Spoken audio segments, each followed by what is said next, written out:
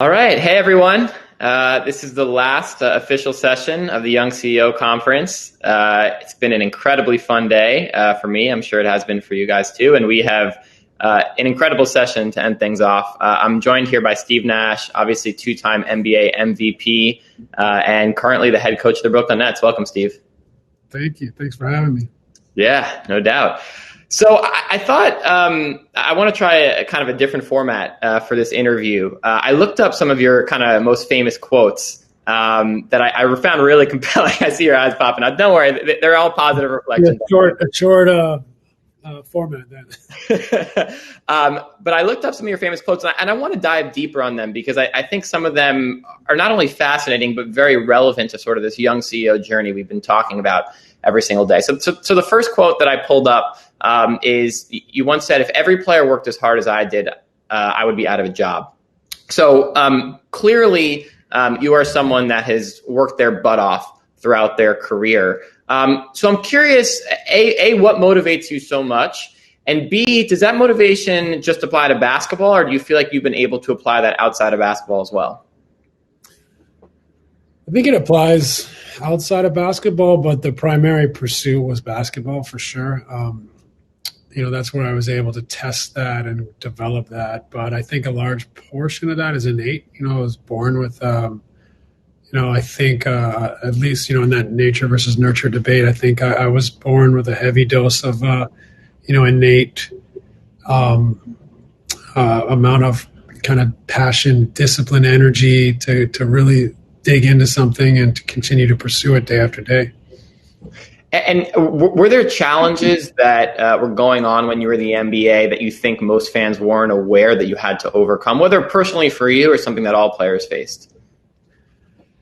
I think my challenges were like anyone's challenges, just continual growth, development, continually finding the motivation, the passion to do it, and to sacrifice every day. That's what it takes. It takes a big sacrifice. And so I think people know that part of it. I think that fans probably don't quite know exactly what it's like to play an NBA schedule against NBA competition, the travel, the time zones, the late nights, the recovery. You play so many times where you're not fully recovered. In fact, after the, opening day of training camp, you're never fully recovered and you're never probably 100% healthy. So that's a part of it that I think is you don't pick up on as much probably from TV or following the sport that when you're inside the sport, it is take a huge toll on you physically, mentally, emotionally, that you of course adapt to and get used to. And that's the demands, and that's what makes it so challenging and rewarding. But that's probably hard to kind of put yourself in that position and understand exactly what that's like. For sure. The second quote I'm going to pull up that I think is very related. I don't care what other people say. I fight every day to be the best player I can. So I'm curious, on the first part of that quote, I don't care what other people say. How, it's sort of a nice thing to be able to say, like, I'm in my tunnel vision. But how do you actually do that? Because, if you're in the NBA, you have a lot of haters, a lot of criticizers, but even people in normal life, if you're trying to found a company, you have people telling you no, or I don't believe in you. How did you overcome that throughout your career? Well, it's not the quote. First of all, the quote's not entirely true. I do. Okay, good to know. I do care what people say and think, but I think in the context of the quote, I was saying that that's really all that matters is trying to get better every day. So yeah, you get affected by what people say and by the public or by the press or whatever it may be, but the challenge is to allow that to never deter the work and the passion and sacrifice you put into it. So no one wants to hear, or no, I can think it'd be very hard for someone to say, I really don't care if someone says something negative towards me, but it's about being able to compartmentalize that part of it so that it doesn't interfere with the pursuit and the work. Gotcha. And I'm curious because, I think the amount of work that it takes to the NBA, it's probably unparalleled, as you mentioned before. But, being the founder of a company, I have to work hard every single day and motivate myself. But then there are times where, you get this advice like, you got to have time for yourself. You have to relax. You have to be able to take your mind out of it.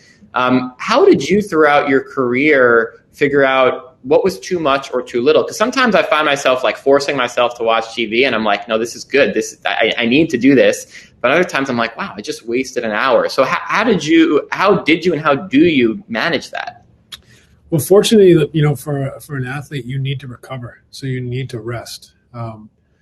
So that, you should, in a sense, though, you should be cognizant of that part of the circle, so, and you should choose wisely what you do to relax and to rest. And some of that isn't necessarily like, a cold tub or cryo chamber or whatever. Some of that is like, I need to mentally detach. And so I'm going to the movies, or I'm going to binge watch something, or I'm going to go to dinner, whatever it may be. But, I think we're tailor made to have those relaxation windows.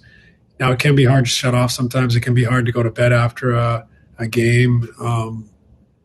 There's all sorts of different dynamics at work where you have to make decisions, choices, and have discipline to, whether it's sinking into that couch too far when you need to, get up and train, or whether it's, training too much and not sinking into the couch. There's a balance to be found. And I think that's what people are advising you, and from a CEO standpoint, is that, you have a feeling of wasted time when you're not constantly pushing or pursuing. Having said that, if you don't have those moments to detach and to shut it off, maybe you don't have the chance to regenerate thought, creativity, perspective. So I think it's important. Mental and emotional side of anything you do is, becomes paramount, and it certainly is for basketball players. For sure. You talked a lot about that the motivation. Do you feel like it was all internal, or were there specific people that you met throughout your life, whether it was a coach, teammate, a mentor, that really helped you sort of hone that motivation? I think my desire to work every day was pretty innate. Like my dad, I think, told me like, hey, like my dad was an athlete, and he would just say, like great athletes, they work and work and work. And so I learned that lesson early, but I think I took that, and it just resonated with me and my personality. I'd be in the backyard juggling my soccer ball on my own, or whatever sport it was, whatever season, I would just be out there playing and playing and playing. I definitely got tons of support and mentorship and belief from key people, but, I think the ability to do it every single day, just as a habitual kind of methodical way of life. It's a lifestyle. That I think a lot of that was innate and just really fit my personality. Cool. And the next quote I want to move to is one where you said, I was never supposed to play in college, let alone the NBA, so I always feel like I have something to prove. No one ever expected me here, so that feeling of being an underdog is ingrained in me. It's a natural part of my conscious. And I feel like probably a lot of people listening and watching right now probably feel like an underdog. When you're that young CEO, you're starting out on the grind, people don't believe in you. So, it's one thing to accept that you're an underdog, but it's another to really, leverage that into that work that you talked about. Can you talk about the connection between being an underdog and putting in that work? Yeah, I think the way that I approached it was I knew I started playing basketball late, but I played every other sport. So I think I had some gifts and some, ideas and, creativity and vision and things that I could develop from playing all sorts of sports. I just think that I always approached it for the long game. Like, okay, I'm not as good as him now, but if I continue to work, where will I be in a year, 3 years, 5 years, 7 years? And I always believed that, like, if I did this every day and I stuck to my plan and I constantly critiqued my plan and analyzed where I was at and was honest with myself to make sure I wasn't like thinking I was working hard or developing when I wasn't, that eventually I'll get there. And you'd be surprised how many people just fall off.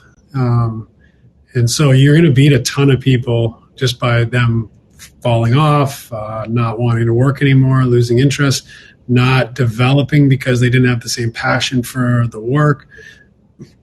But you have to have a plan and a belief, that the long game will pay dividends. And so that, I think, was I never said those words, but I always had that in my mind that, like, I can get there. I just got to stick with it every single day. And I got to be okay making up that ground in time, not like immediately. And so I think that sometimes is hard for younger people. That wasn't hard for me, I think, just because it was necessity. I wasn't tall, I wasn't strong, I wasn't explosive.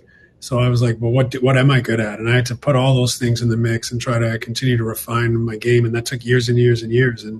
But I knew going in, I always had the feeling that this is a long-term, game plan here, and I got to just stick with it over the course of time, and then you'll see benefits. It's not going to happen overnight for me.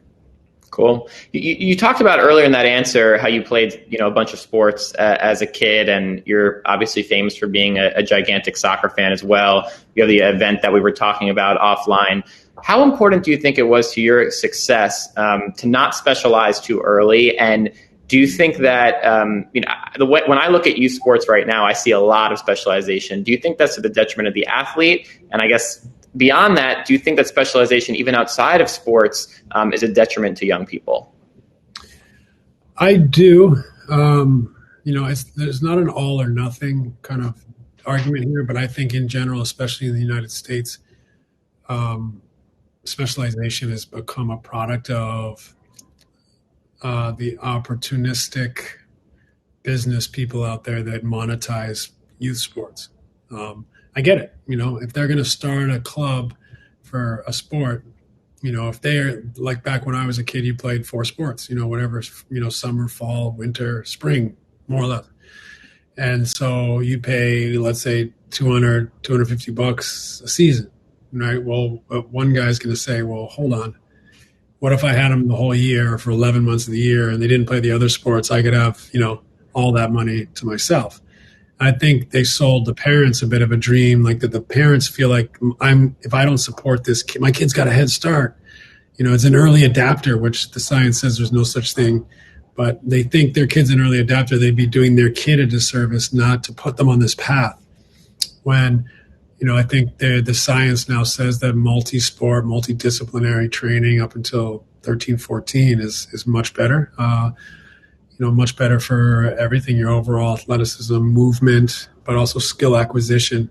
You can catch up quickly to people because you're quicker to adapt to skills and acquire skills because of a breadth of skills. So I think it's the same. I don't know if you're familiar with David Epstein's book, Range.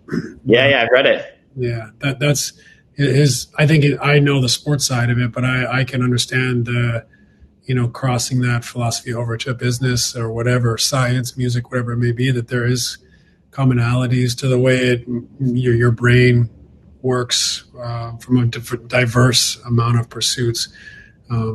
What that offers you may be much greater than just a singular pursuit from a young age. For sure.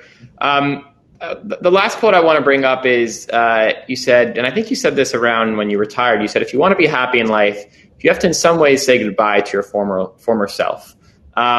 So do you feel like you've been able to do that? You've clearly moved on, you're head coaching. It sounds like that was an aspiration when you retired. Have you achieved it or not? Yeah, but it wasn't easy. It's something I think as an athlete, I retired at 40. I've been playing basketball since 13, playing sports my whole life. That process it really is a grieving process. You have to be open to that. I think you have to listen to yourself. You have to be wide open to where your emotions and your mental state go, because I tied my identity, my purpose, everything I did was around the game of basketball. I had lots of other interests, thankfully, but that the center of it all was that pursuit. And so to lose that thing you tie your identity to, you really have to say goodbye to that identity and that person. And it takes time. I was lucky. The end of my career was awful. I went to the Lakers, broke my knee, the tib fib joint, like my first or second game there. It was never I'm still not the same because of that injury. I could never quite get back over the hump. And so that struggle, fighting, I wanted to play so bad. I wanted to reach my best.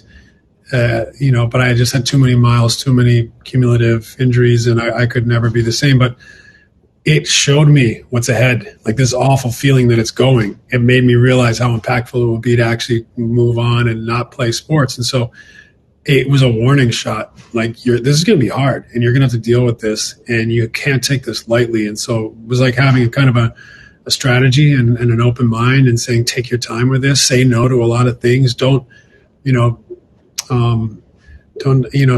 distract yourself from this path of having to overcome and grieve and move on by filling your cup with a million other things, right?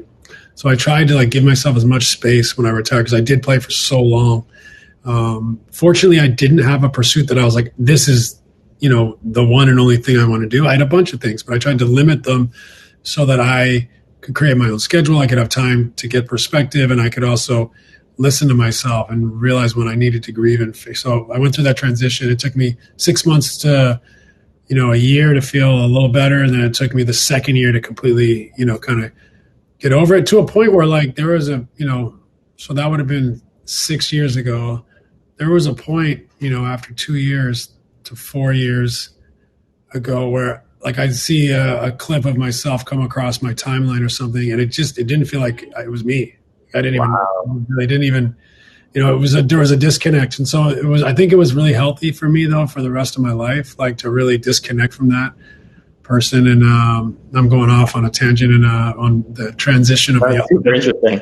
But it was, I think, something that I'm fortunate that I was able to get through. Cool. So in a little bit, we're going to open up the questions to the audience, but I want to end with a few hypothetical questions, type fun questions. The first one actually relates to what you were just talking about. I'm curious, Steve, let's say that you had a magic pill and your body never broke down. So you have the same body as you did when you were 28, or pick whenever your prime was. How long do you think you would have played in the NBA for? Do you love the game to the point where you would want to play until you were 90 years old and you drop dead? Or would you still feel like, okay, I got to move on? I mean, tough to conceptualize, I'm sure, but I'm curious. No, that's actually a really great question. I don't think I could answer it, but I would have, at 40 when I retired, I think I would have bet that I would have wanted to play 5 more years. I don't know after that, that would have been 23 years in the NBA or whatever it would be. So at some point you might have been like, I want to try something new. But at the time I retired, which was on the old end, I've had a longer career, to still want to keep playing says something. So I might have wanted to keep playing after that, but there's also a point where maybe you're like, okay, I gave enough time to this. I want to try something else. So I can't answer it, but it's a really interesting question. Cool. Fast forwarding to the beginning of your career, throughout your career, you were known, for a lot of fancy passes and a lot of, dribbling under the basket, things that I think felt unorthodox to a lot of folks. Were you criticized a lot for that growing up? And then do you feel like you kind of had the last laugh when it worked in the NBA? I wasn't criticized for it. You have a little leeway when you're, I hope this doesn't sound arrogant, but when you're kind of like the best player in your junior high and high school teams, you have some leeway. When you're the best players in your college team, you have responsibility, and if you're meeting that responsibility, they're going to let you do it whatever way you need to get it done. So some of those things were built or engineered out of necessity and trying to be effective in new ways, because I wasn't going to jump over people or outmuscle people, and so I had to be innovative in a way to continue to raise my game and be efficient at that level.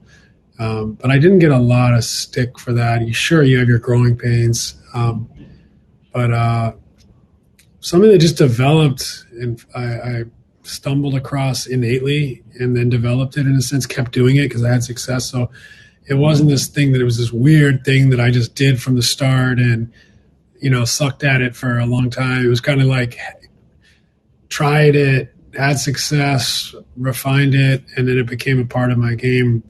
That's more what it would look like. Cool. And the final question from me, another hypothetical. So let's say you take the 5 best players in the NBA, Kevin, LeBron, Kyrie, you have 5 players, and you remove one of them. So you have the 4 best players, but they're going up against the 5 worst players in the NBA. Don't worry about them getting tired. Can the 4 best players in the NBA beat the 5 worst players in the NBA, full court, but not getting worried about being tired, just 4 and 5? Man, that's a crazy question. think it depends. I mean, you want to say no, they couldn't beat five guys, five pros. It feels fundamentally wrong. It does, but it is interesting. I mean, because like if you can shoot and you have an extra man, you can win. And so, do those bottom five players, can they shoot, or are they like just five guys who can't shoot, or rebounders or something? So I think it's I don't know. This is a terrible answer. So I couldn't say. I think it depends on who those bottom five guys, but I think the four would have a chance, to zone up and to still be difficult to stop 4-on-5. Hey, Steve, that's what we call a Zack question right there. So we'll open up to the young CEOs. Young CEOs, grab the mic.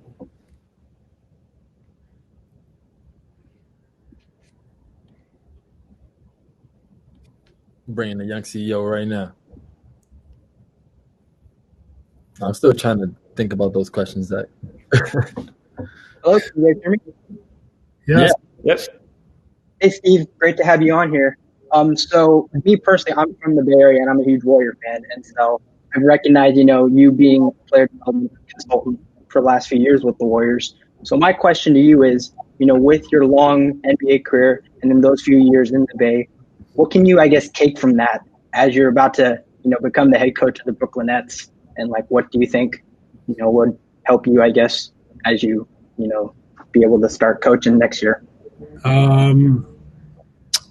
I can take a lot. Steve Kerr is an incredible person, incredible character, communicator.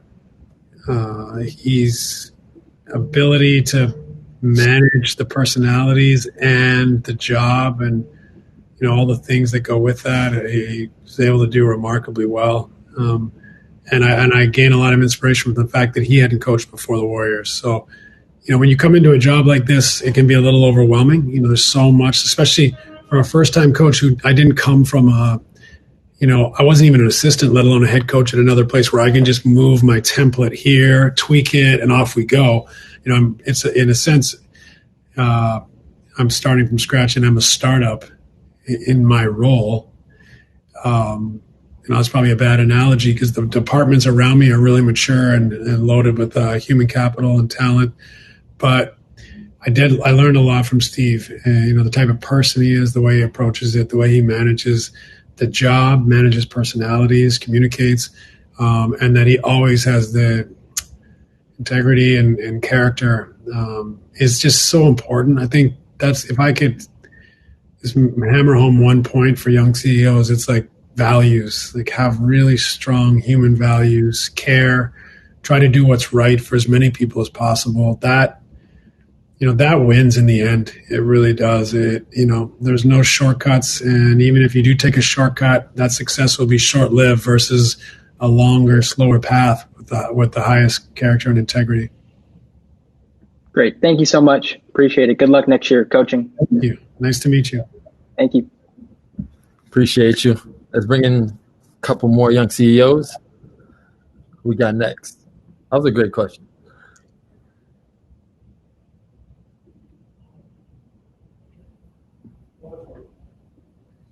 Hi.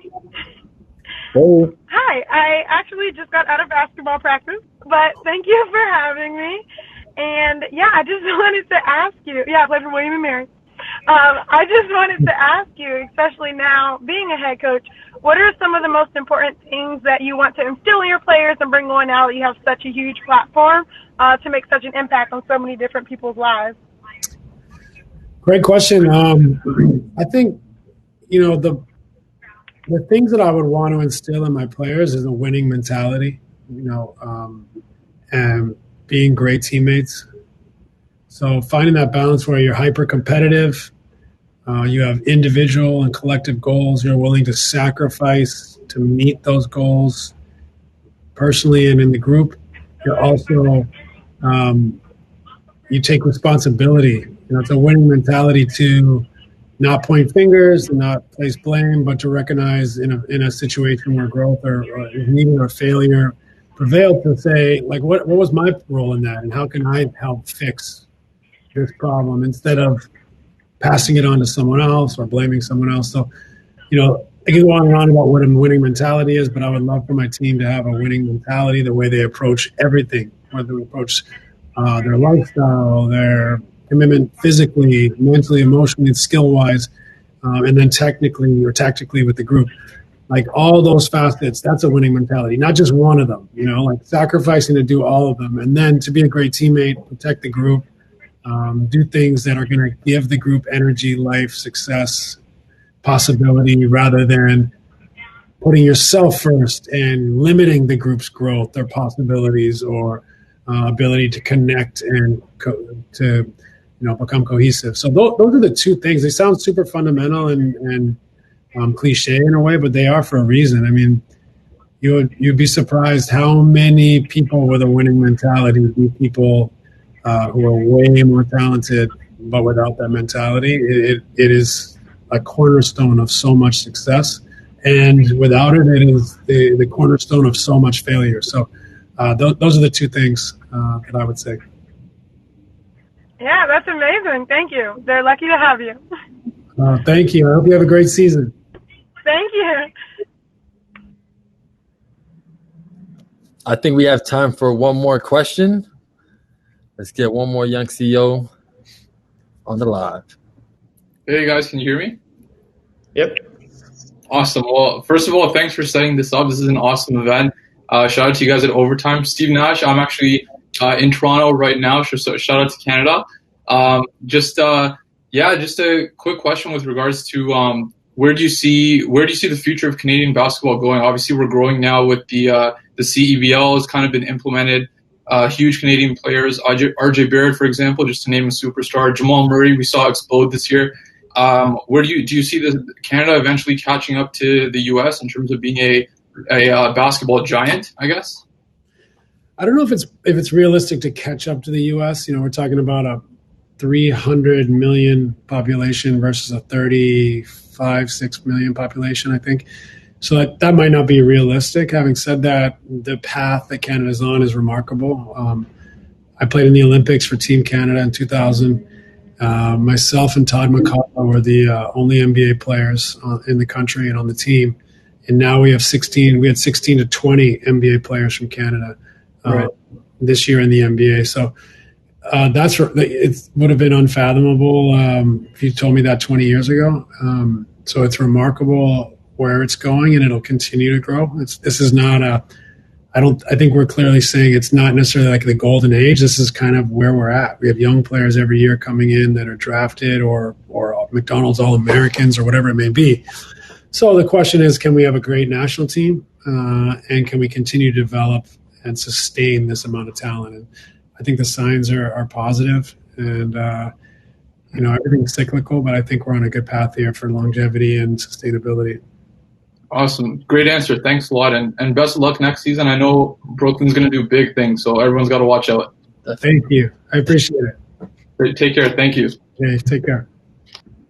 That was a great question. I just want to say thank you, Zach. Thank you, Steve, for just an amazing conversation. It was much needed.